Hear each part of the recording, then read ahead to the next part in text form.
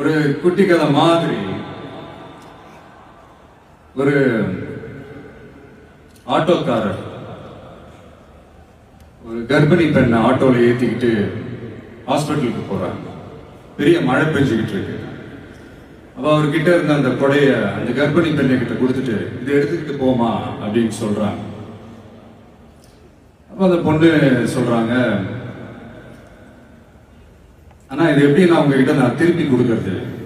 அதுக்கு அந்த ஆட்டோக்காரர் சொல்றாரு, வேற யாருக்காவது தேவைப்படுறவங்களுக்கு கொடுத்துருமா அப்படின்னு சொல்லிட்டு அவர் போயிடுறாரு. அந்த கர்ப்பிணி பெண் அந்த கொடையை எடுத்துக்கிட்டு ஹாஸ்பிட்டல் வாசலுக்குள்ள போகும்போது அந்த வாசல்ல ஒரு பெரியவர் மழைக்கு பயந்துக்கிட்டு அப்படியே கை கட்டிக்கிட்டு நின்றுட்டு இருக்கிறாரு. அந்த கர்ப்பிணி பெண் அந்த கொடைய அந்த பெரியவர்கிட்ட கொடுத்து, ஐயா இதை எடுத்துட்டு போங்க ஐயா அப்படின்னு சொல்றாங்க.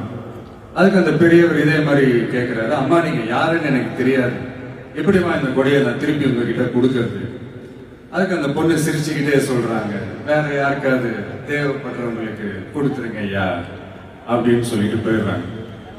உடனே அந்த பெரியவர் கொடையை எடுத்துக்கிட்டு பஸ் ஸ்டாப்புக்கு வராரு. பஸ் வருது, ஏறி போகும்போது அங்க பாக்குறாங்க ஒரு பூக்கார அம்மா பூவை வச்சுக்கிட்டு ஒரு அட்டையை இப்படி மழைக்காக பிடிச்சிக்கிட்டு உட்கார்ந்துட்டு இருக்கிறாங்க. பெரியவர் போய் அந்த கொடையை அந்த பூக்கார அம்மா கிட்ட கொடுத்துட்டு அவர் பஸ் ஏறி போயிடுறாரு.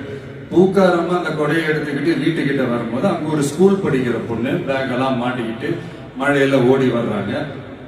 அவங்க போய் அந்த ஸ்கூல் பொண்ணு கிட்ட கொடையை கொடுத்துட்டு, மழையில நனையாதம்மா இதை எடுத்துக்கிட்டு போங்க அப்படின்னு சொல்றாங்க. அந்த பொண்ணு தேங்க்ஸ் அப்படின்னு சொல்லிட்டு வீட்டுக்கிட்ட வரும்போது அந்த பொண்ணோட அப்பா பதட்டத்தோட வாசல்ல நின்றுட்டு இருக்கிறாரு. பொண்ணு மழையில நனைஞ்சுக்கிட்டு வரணுமே அப்படின்ட்டு.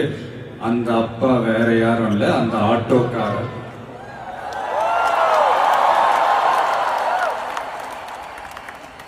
அந்த குடை அவரு கொடுத்த குடை.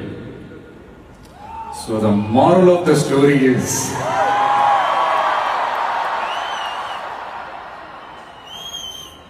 முடிஞ்ச வரைக்கும் எல்லாருக்கும் சின்ன சின்னதா ஒரு நல்லது, சின்ன சின்னதா ஒரு ஹெல்ப் அது செஞ்சு இருந்து பாருங்க. லைஃப் ஒரு மாதிரி ஜாலியா இன்ட்ரெஸ்டிங்கா இருக்கும். ஒரு ஃபேமஸ்